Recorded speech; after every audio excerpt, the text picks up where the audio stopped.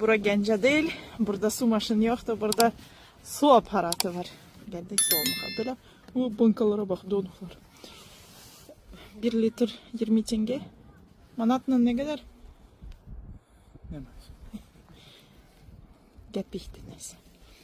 Davay. Öğret beni. 50 gepiklik 5 litre.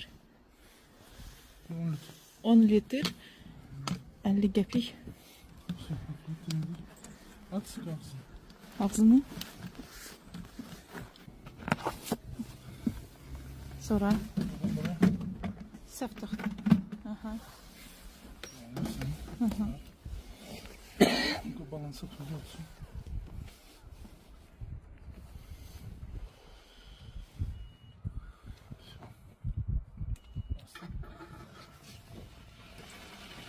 Şey.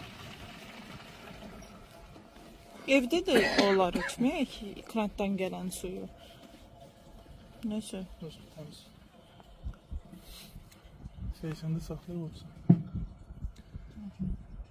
Uy be. Ne bir de renkler değişir. 4 litre doldurdum öyle mi?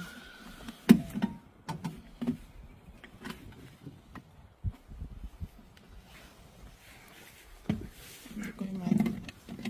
Buraya, buraya.